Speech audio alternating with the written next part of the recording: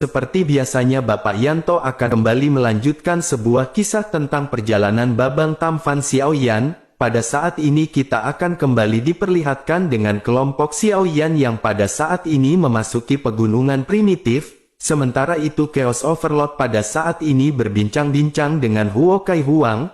Lalu Chaos Overlord bertanya kapankah Huo Hong-er menjadi begitu tergila-gila. Menanggapi hal tersebut Huo Kai Huang pun hanya bisa terdiam sebelum akhirnya berkata bahwa seperti itulah cinta, dan karena hal itu tulus maka mengapa mereka harus menghalanginya. Selain itu putra dari Chaos Overlord pada saat ini juga menyukai Yun-er dan itu akan membuatnya terkejut. Chaos Overlord yang semula mengangguk pada saat ini segera mendengar bahwa Chaos Immortality menyukai Huo Yun dan dirinya tiba-tiba terkejut. Lalu dirinya pun segera berseru apakah yang baru saja disebutkan oleh Huo Kai Huang.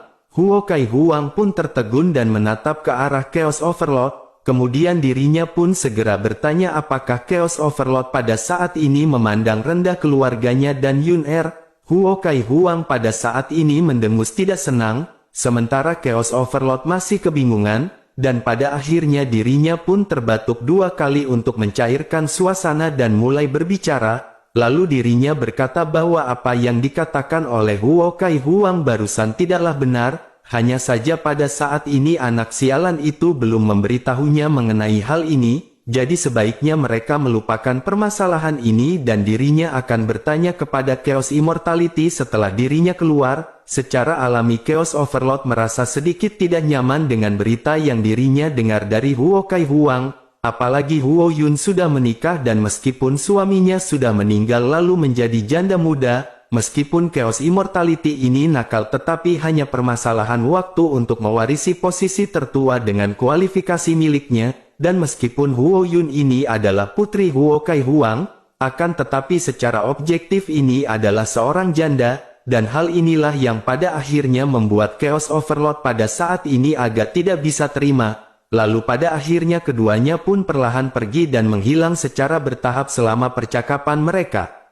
Sementara itu di sisi lain kelompok Xiaoyan pada saat ini terus berjalan menyusuri ngarai, dan pada akhirnya mereka sampai di suatu tebing dan Xiaoyan benar-benar terkejut melihat pemandangan yang ada di sini. Xiaoyan belum pernah melihat pemandangan yang indah seperti ini di dunia luar. Xiaoyan pada akhirnya segera berkata kepada Chaos Immortality bahwa keluarganya benar-benar memiliki tempat yang bagus seperti ini. Menanggapi hal tersebut Chaos Immortality pada saat ini hanya bisa meletakkan tangan di atas pinggul dan tersenyum.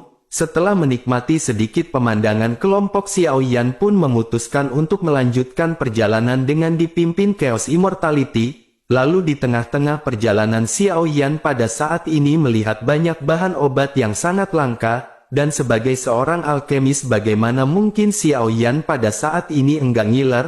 Ketika Xiaoyan berjalan di dekat sebuah pohon Xiaoyan pun segera memetik buah yang ada di pohon tersebut. Menyadari Xiaoyan yang akan memetik buah tersebut pun Chaos Immortality segera berkata agar kakak Xiaoyan menunggu sebentar. Pada saat ini kakak Xiaoyan jangan. Sebelum Chaos Immortality menyelesaikan kata-katanya Xiaoyan sudah mengeluarkan salah satu buah aneh dari rantingnya. Xiaoyan pun tersenyum canggung dan pada saat ini segera berkata agar kakak Chaos Immortality jangan khawatir. Xiaoyan pada saat ini hanya membutuhkan satu buah saja.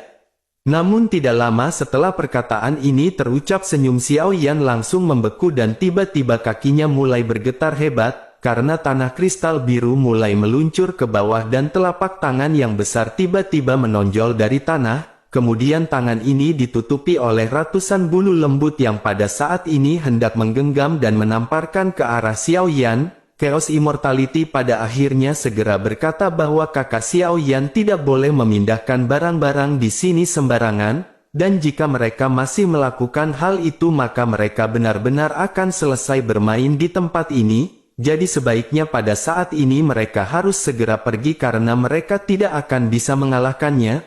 Mendengar hal tersebut Xiaoyan benar-benar terkejut dan pada saat ini Xiaoyan bisa merasakan aura kuat dari tangan monster yang baru saja keluar. Karena aura yang dipancarkan dari lengan ini sebanding dengan seorang Dou di bintang 8. Xiaoyan benar-benar terkejut sebelum akhirnya segera pulih dan mengikuti arahan dari Chaos Immortality. Lalu Xiaoyan pun meminum pil kecepatan untuk menyusul Chaos Immortality, dan pada akhirnya setelah cukup lama kelompok Xiaoyan pun berhasil melarikan diri. Namun baru saja mereka menghela nafas tiba-tiba banyak gerombolan monster di hadapan mereka. Monster-monster ini berbentuk orang hutan dengan tubuh yang sangat tinggi. Selain itu jumlah dari mereka pada saat ini benar-benar sangat banyak. Kemudian Chaos Immortality pun segera menghentikan langkahnya dan bertanya kepada Xiaoyan, apakah yang pada saat ini harus mereka lakukan? Meskipun monster-monster ini memiliki kekuatan di tahap bintang 6, akan tetapi jumlah mereka benar-benar sangat banyak. Menanggapi hal tersebut Xiaoyan pun merenung sejenak karena apa yang dikatakan oleh Chaos Immortality memang benar. Lalu Xiaoyan mengangguk dan berkata bahwa mereka bisa menghabisi semua monster ini, tetapi jika itu mereka lakukan mereka benar-benar akan membuang-buang waktu yang sia-sia. Bersamaan dengan perkataan Xiaoyan ini Xiaoyan pun segera memanggil Yiwa untuk keluar. Lalu Xiaoyan memerintahkan Yiwa untuk membentuk teratai api dan melesatkannya ke arah kumpulan monster. Yiwa pun segera mengikuti arahan dari Xiaoyan dan membentuk banyak teratai api dengan ukuran yang besar. Lalu setelah itu Xiaoyan bertanya kepada Chaos Immortality apakah dirinya pada saat ini mengetahui jalan keluar. Chaos Immortality pun melihat sekeliling dan pada saat ini dirinya tampaknya mengingat sesuatu. Bermodalkan feelingnya pada akhirnya Chaos Immortality meminta Xiaoyan untuk segera mengikutinya, lalu kelompok Xiaoyan pun pada akhirnya segera berlari dan pada saat ini segera menemukan sebuah gua, kemudian mereka pada akhirnya segera masuk ke dalam gua untuk berlindung dari ledakan dan serangan monster, lalu dentuman yang sangat keras pada saat ini segera terdengar dan gua pun seketika bergetar. Kemudian Chaos Immortality pada saat ini hanya bisa menghela nafas dan merasakan kesedihan di dalam hatinya, karena bagaimana Chaos Immortality tidak sedih, dengan ledakan yang sebegitu dahsyat bukankah buah-buah dan tanaman obat langka di sini benar-benar akan dihancurkan, tempat indah yang berada di tempat ini tentu saja seketika akan menjadi gundul. Xiaoyan yang menyadari perasaan dari Chaos Immortality pada saat ini hanya bisa menggaruk kepala belakangnya. Lalu pada akhirnya setelah benturan berlalu pada saat ini kelompok Xiaoyan memutuskan untuk naik. Setelah keluar Xiaoyan pada saat ini benar-benar dikejutkan dengan pemandangan yang berada di hadapannya. Chaos Immortality juga pada saat ini terkejut begitu juga dengan Huo Hong'er, karena apa yang pada saat ini berada di hadapan semua orang benar-benar di luar ekspektasi mereka. Karena lahan gundul akibat dari benturan yang keras pada saat ini tidak terlihat di hadapan semua orang, dan ruang ini pada saat ini masih seperti sebelumnya seolah-olah tidak terjadi sesuatu. Lalu Xiaoyan pada saat ini benar-benar terkejut dengan keajaiban dari tempat yang dimiliki oleh keluarga Warcraft. Sementara itu Chaos Immortality pada saat ini segera berkata sepertinya tempat ini benar-benar dilindungi oleh leluhur. Mendengar hal tersebut Xiaoyan pada saat ini merasa sangat senang, lalu mata Xiaoyan kembali berbinar melihat banyaknya bahan obat yang bersebaran di mana-mana. Xiaoyan pun tersenyum dan menghampiri salah satu tumbuhan, menyadari hal tersebut Chaos Immortality pada saat ini segera bertanya bukankah tujuan dari Xiaoyan pada saat ini adalah untuk menyelamatkan seseorang. Mendengar hal tersebut Xiaoyan pun tersadar dan kembali menoleh ke arah Nan Erming. Xiaoyan pada akhirnya segera menekan semua kemarukannya dan pada saat ini memutuskan untuk melanjutkan perjalanan. Sementara itu Chaos Immortality pada saat ini berkata bahwa dirinya tidak akan menyalahkan Xiaoyan karena sikapnya yang seperti itu. Meskipun Chaos Immortality bukanlah seorang alkemis, akan tetapi dirinya tahu bahwa bahan obat benar-benar sesuatu yang sangat menggoda bagi seorang alkemis. Oleh karena itu jika misi ini selesai maka Chaos Immortality akan mengajak Xiaoyan kembali ke sini untuk mencari beberapa bahan obat. Lalu Xiaoyan pun mengangguk ringan hingga pada akhirnya Chaos Immortality kembali memimpin perjalanan kelompok Xiaoyan. Kemudian setelah cukup lama berjalan pada saat ini mereka sampai ke mulut sebuah gua. Terlihat jika gua ini menjorok ke bawah dengan kegelapan yang pada saat ini bisa dilihat dengan mata telanjang. lalu Chaos Immortality pun segera mengajak semua orang untuk masuk melompat ke dalam gua, dan tanpa ragu-ragu kelompok Xiao Yan segera melompat dipimpin oleh Chaos Immortality. Begitu kelompok Xiao Yan masuk kegelapan pun seketika menyelimuti semua orang, dan beruntung pada saat ini ada api surgawi milik Xiao Yan yang bisa menerangi kelompoknya. Lalu setelah cukup lama merosot ke dalam lubang yang sangat gelap, akhirnya kelompok Xiao Yan pada saat ini tiba-tiba merasakan sesuatu, lalu Chaos Immortality juga seperti teringat sesuatu dan memerintahkan Xiao Yan untuk menggunakan armor Douki miliknya. Chaos Immortality mengingat bahwa sebentar lagi akan ada karang-karang yang sangat tajam yang bisa merobek kulit. Tentu saja kelompok Xiao Yan pada akhirnya segera mengeluarkan armor Douki besinya dengan apa yang disebutkan oleh Chaos Immortality, dan tidak lama setelah itu Xiao Yan melihat banyak batu hitam yang pada saat ini melayang di aliran udara. Xiao Yan juga bisa merasakan dengan kekuatan spiritualnya bahwa batu-batu ini benar-benar memiliki sisi yang sangat tajam. Lalu Chaos Immortality juga pada saat ini memerintahkan semua orang agar tidak mengenai batu-batu yang melayang di aliran udara, dan pada akhirnya kelompok Xiao Yan pun dapat dengan mudah menghindari batu-batu hitam yang sangat tajam ini. Lalu pada akhirnya kelompok Xiao Yan segera mendarat di ujung dari gua ini. Kemudian Xiao Yan pada saat ini bisa merasakan aliran angin yang sangat deras yang pada saat ini bisa menggoncang tubuh seseorang. Bersamaan dengan itu Xiao Yan juga pada saat ini melihat banyak sosok yang seperti ikan yang berenang di udara. Xiao Yan benar-benar keheranan dan bertanya-tanya, monster apakah yang pada saat ini berada di hadapannya? Sementara itu Chaos Immortality pada saat ini segera mengajak semua orang untuk berjalan. Xiao Yan yang membawa Nan Erming pun segera mengikuti langkah dari Chaos Immortality bersama dengan Huo Hong Er.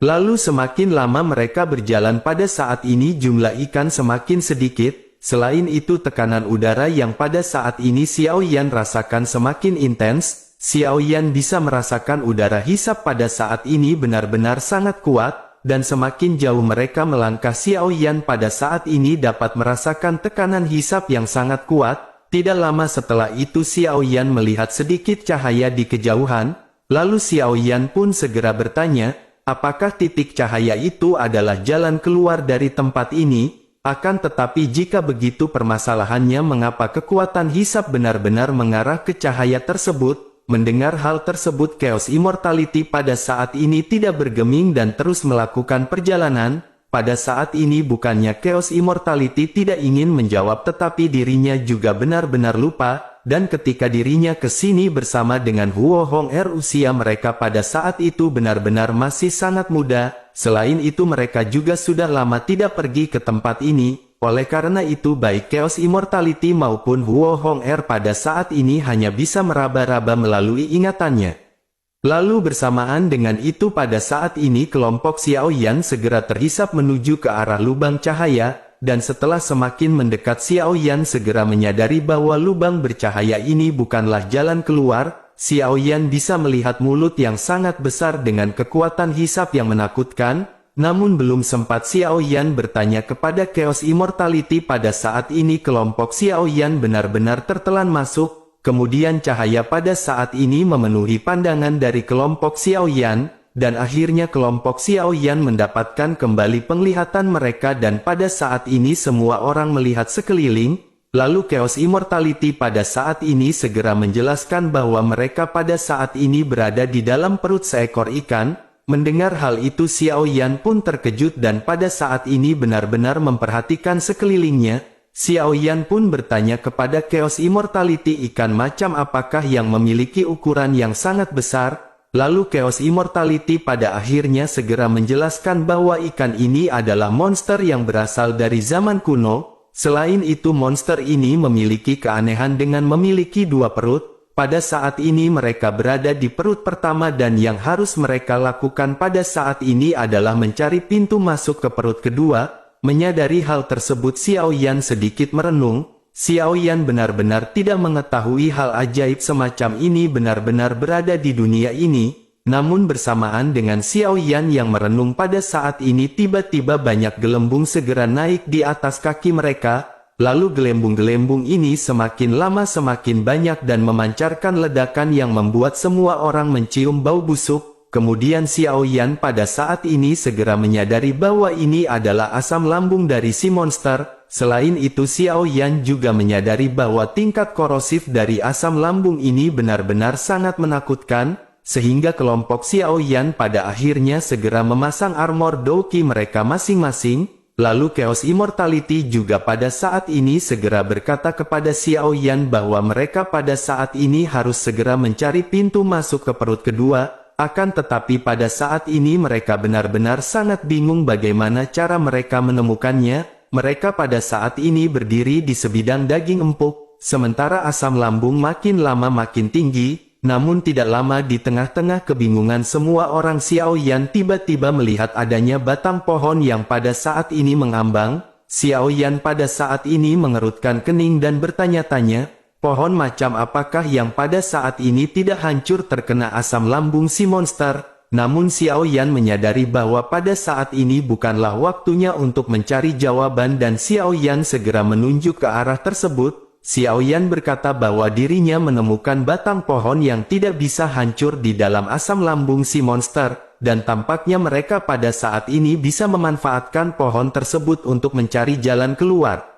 Kemudian Chaos Immortality pada akhirnya segera menatap ke arah yang ditunjuk oleh Xiao Yan, lalu dirinya pun mengangguk dan Xiao Yan pada saat ini segera melesatkan api surgawi untuk mengeringkan si pohon. Lalu setelah itu kelompok Xiao Yan pun segera melompat dan menaiki pohon dan mereka pada saat ini menghela nafas lega. Kemudian kelompok Xiao Yan pada saat ini segera mengeluarkan senjata sebagai dayung untuk mencari jalan keluar menuju ke perut kedua. Dan setelah cukup lama mencari pada saat ini mereka masih belum menemukan jalan keluar. Lalu di tengah-tengah pencarian ini Chaos Immortality pada saat ini segera melihat sesuatu yang seperti makhluk hidup. Kemudian dirinya pun meminta kepada Xiao Yan untuk menggunakan kekuatan spiritualnya dan mendeteksi apakah yang dilihatnya adalah makhluk hidup atau bukan.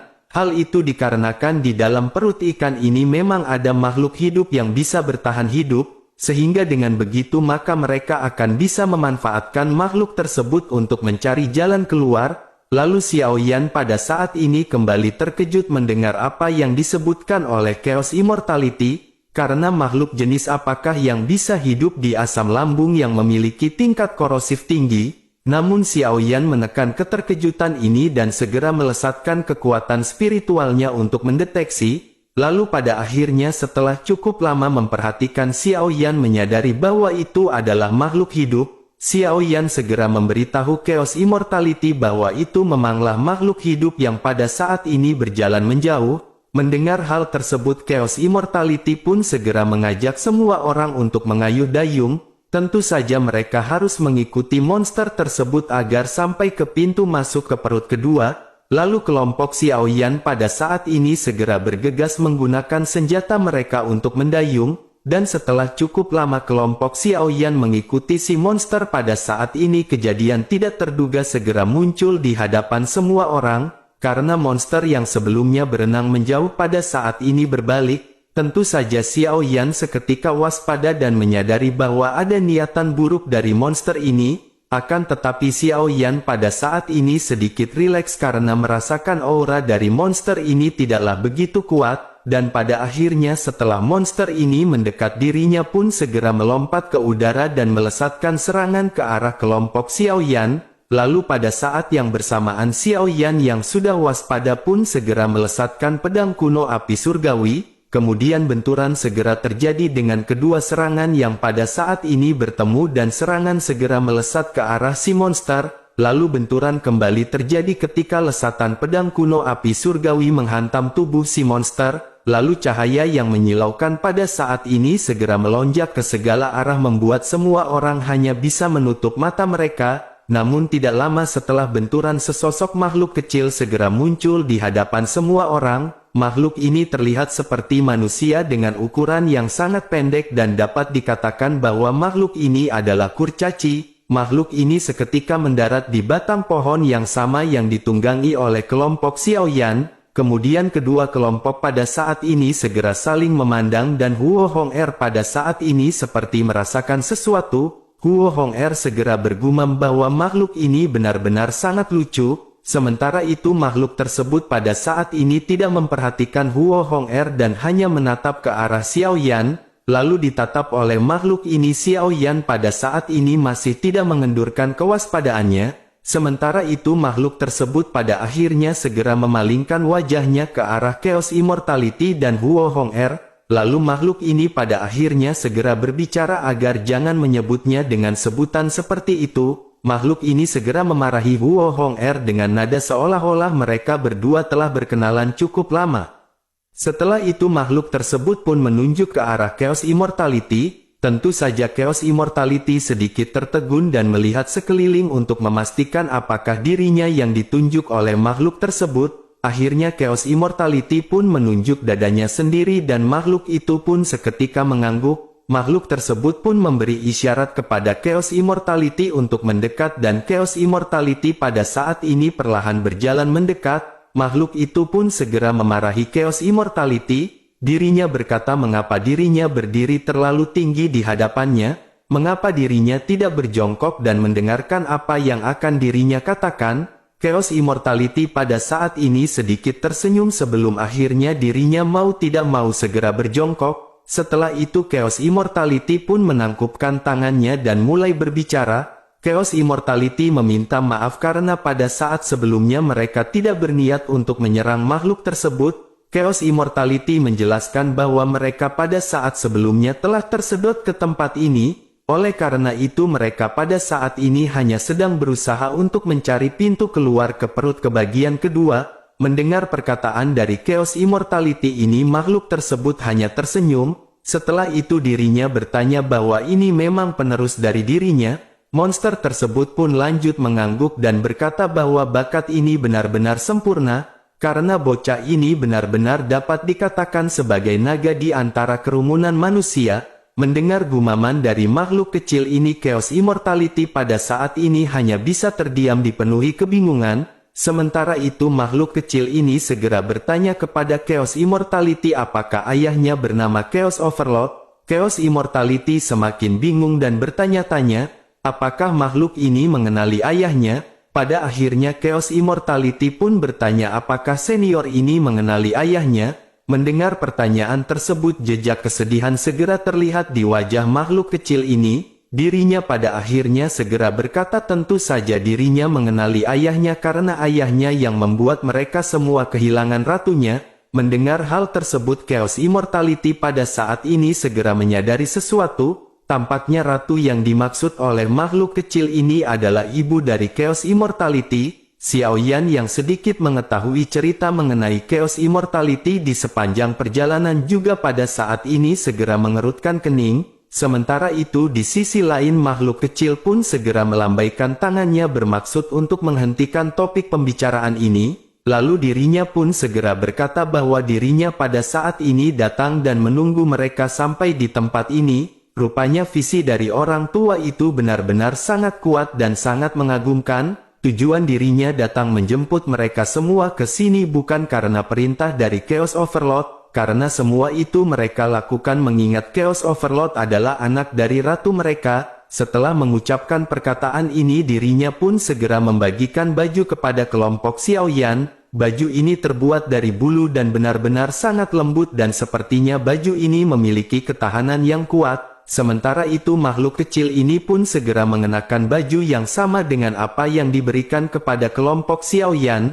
Lalu Chaos Immortality dan Huo Hong'er pada saat ini tanpa ragu-ragu segera mengenakan baju yang diberikan oleh makhluk tersebut. Xiao Yan juga pada saat ini mengikuti Chaos Immortality dan Huo Hong'er. Selain itu juga Xiao Yan memakaikan baju ini kepada Nan Erming sebelum akhirnya Xiao Yan mengenakannya sendiri. Setelah selesai Xiao Yan bisa merasakan bahwa seluruh bagian tubuhnya pada saat ini benar-benar tertutupi. Xiao Yan benar-benar sangat kagum dengan pakaian yang terlihat sederhana ini tetapi memiliki kemampuan yang sangat unik.